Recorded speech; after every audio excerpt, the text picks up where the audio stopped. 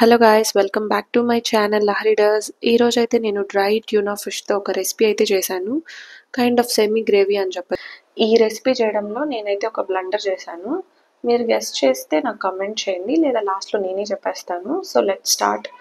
ముందుగా అయితే నేను ఒక 2 ప్యాకెట్స్ తీసుకున్నాను. ఈచ్ ప్యాకెట్లో మనకి 9 పీసెస్ వచ్చాయి.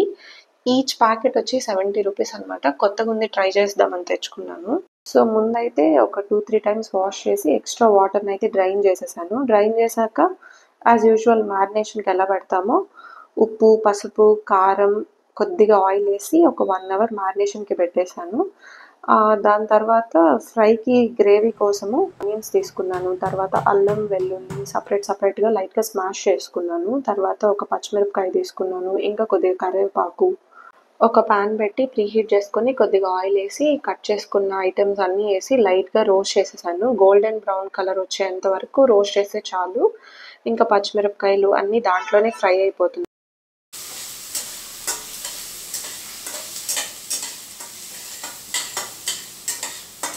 ఆనియన్స్ అన్నీ కలర్ చేంజ్ అయ్యి కొద్దిగా వాటర్ వచ్చేసాక ఆనియన్స్లోంచి మనం అయితే మ్యారినేషన్ వేసుకున్న పీసెస్ ఉన్నాయి కదా, అవైతే మెల్లగా యాడ్ చేసేసుకొని బాగా రోస్ట్ చేసుకోవాలి. ఆ పీసెస్లోంచి కొద్దిగా వాటర్ వస్తుంది, అంతవరకు రోస్ట్ చేసి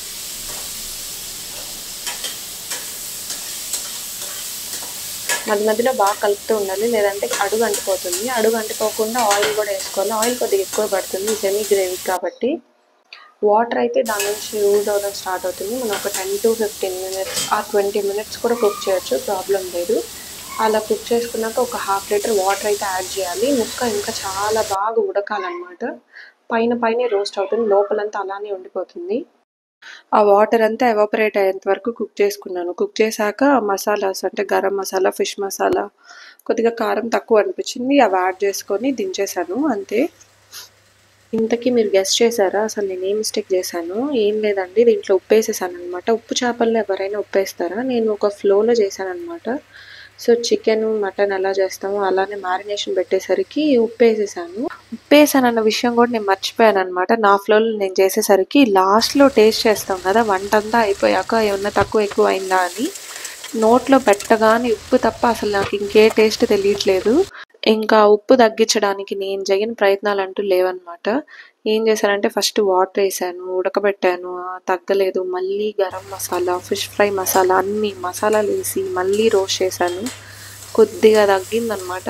మొత్తం అయితే అసలు పోదు. ఇంకా అంత నార్మల్ క్వాంటిటీలో ఉప్పు వేసేసాను. ఉప్పు లేదనుకోండి ఇంట్లో.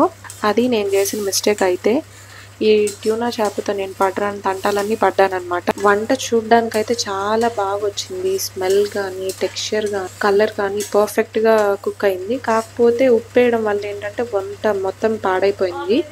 ఇంకా చాలా లేట్ అయిపోయింది వంట అయ్యేసరికి. ఇంక ఇది పడేయలేక మేమైతే మసాలాలు, కొద్దిగా ఎక్స్ట్రా వాటర్, గరం మసాలా, తర్వాత ఫిష్ ఫ్రై మసాలా, అన్ని మసాలాలు వేసినా కూడా ఉప్పు అయితే అస్సలు తగ్గలేదు.